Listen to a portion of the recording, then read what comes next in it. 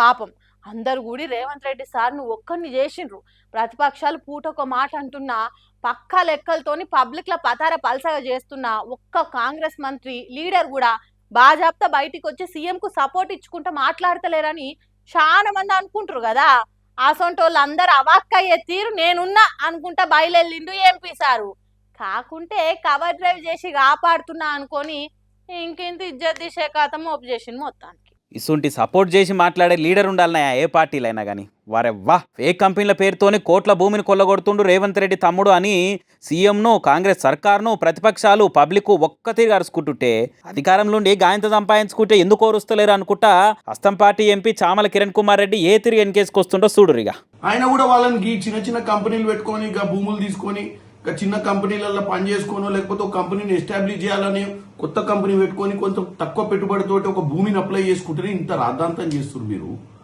తెలంగాణ ప్రజలు అర్థం చేసుకోవాలి. ఇప్పుడు మీరు కేవలం కేటీఆర్ కి రేవంత్ రెడ్డి మీద కోపము, రేవంత్ రెడ్డి కుటుంబంలో ఎవరు బాగుపడొద్దు, తెలంగాణ సమాజం కూడా వాళ్ళకు ఓట్లు అయినందుకు వాళ్ళు కూడా అనుభవించాలి, ఎవ్వరికి మంచి జరగొద్దన్న ఆలోచనే ఉంది కేటీఆర్ కి.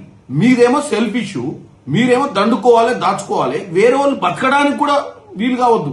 ఎందుకంటే అందరికి కేటాయించినట్టు ఆయనకు కేటాయించారు. అప్లికేషన్ పెట్టుకుంటే 32 మందో 34 మందో శ్రీధర్ బాబు గారు చెప్పారు. అవునయా, రేవంత్ రెడ్డి కుటుంబంలో ఎవరు బాగుపడొద్దా అని అనుకుంటా ఇంకేమన్నాడు.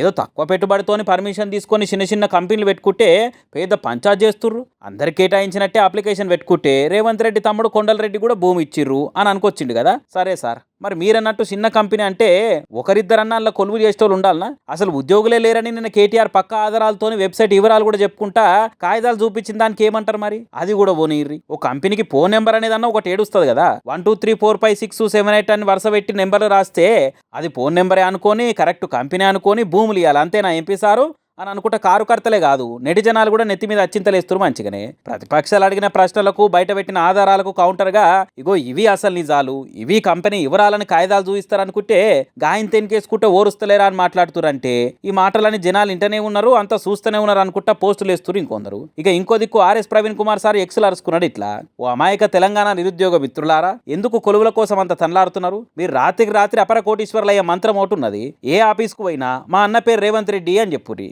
ఇవాళ ఈ భూముల అక్రమ కేటాయింపుల ఫైళ్లలో గుడ్డిగా సంతకాలు పెడుతున్న ఆఫీసర్లారా రేపు జైలుకు పోతేందుకు రెడీగా ఉండరు అనుకుంటే రాసుకొచ్చింది ఇట్లా. మరి ఇంత పెద్దగా అవుతున్న ఈ పంచాది రేపు ఎవరిని ఏ తీరులో సిక్కులు పడేసి ఇక్కట్లు పెడుతుందా అనేది చూడాలిగా. డాక్టర్ కావో యాక్టర్ అయినా అని చాలా మంది సెలబ్రిటీలు అంటుంటున్నాం గానీ మరి ఏమైదాం అనుకొని ఏం చదువుకొని డాక్టర్ అయిండో జనాలకు ట్రీట్మెంట్లు చేస్తుండో తెలుస్తలేదు. పోన్రి దగ్గర పట్టున మంచి దవాఖానేడుంది, బెస్ట్ డాక్టర్ ఏడున్నాడు అని మనం గూగుల్ చేస్తుంటాం కానీ ఈ డాక్టర్ అయితే గూగుల్ చూసుకుంటే ఎట్లా డ్యూటీ చేసిండో చూస్తే ఈ వీడియోని ఇన్స్టా వాట్సాప్లలో మీరే పంపుతారు అందరికి. వైద్యో నారాయణో హరి అన్న మాటేమో గాని ఇసోంటి డాక్టర్ల చేతికి జిక్కితే హరి అని పైకి పోవుడు మాత్రం ఖాయమే పొర్రి. కృష్ణా జిల్లా డిఎంహెచ్ఓ దయాకర్ రావు పెడన అనే ఊర్లున్న PHC primary health care centre కాడికి చెప్పా చేయకుండా చెకింగ్కి వచ్చిండు. ఆపరేషన్ థియేటర్లో వాడే కొన్నిటిని చూపించి వీటి పేరు చెప్పమంటే డ్యూటీలున్న డాక్టరు అది అబ్బా జబ్బా దబ్బా అనుకుంటా నీళ్ళు నమ్మలిండట. ఎట్లా ట్రీట్మెంట్ చేస్తున్నావయ్యా మరి గీంత తెలియకుండా సరిగ్గా చూసి యాద్ చేసుకొని చెప్పు అని ఆయన నర్స్తోని అటు తిరిగి మాట్లాడుతుంటా ఆమె పనితనం కూడా టెస్టింగ్ చేస్తుంటే ఈ గ్యాప్ లో ఈ డాక్టర్ చూడుండ్రి జేవులకెళ్ళి ఫోన్ తీసిండు, తంబెట్టి లాగ్ తీసి ఫోన్ లో గూగుల్ చేసుడు మొదలు పెట్టిండు. కాలేజీలల్లో వైవా పరీక్షలప్పుడు సార్లు అడిగింది రాకపోతే చేయమన్న ప్రాక్టికల్ చేయలేకపోతే పోరగాలు చేసినట్టే చేస్తుండ అచ్చము. ఓషి అన్యాయం పాడుగాను. మరి గూగుల్ చూసే డాక్టర్ పరీక్షలు రాసిండా? ఇన్నొద్దులు గూగుల్ యూట్యూబ్ చూసే పేషెంట్లకు ట్రీట్మెంట్ చేసిండా? చాట్ జీపీటీలు అడిగే టాబ్లెట్లు టానిక్లు రాసిండా? ఇంకా ఘోరం ఏందంటే అట్లా గూగుల్ చూసి కూడా లాస్ట్ చెకింగ్ వచ్చి సార్ అడిగితే కరెక్ట్ జవాబే చెప్పలేదట. చూడురిగా ఎట్లుందో ముచ్చట.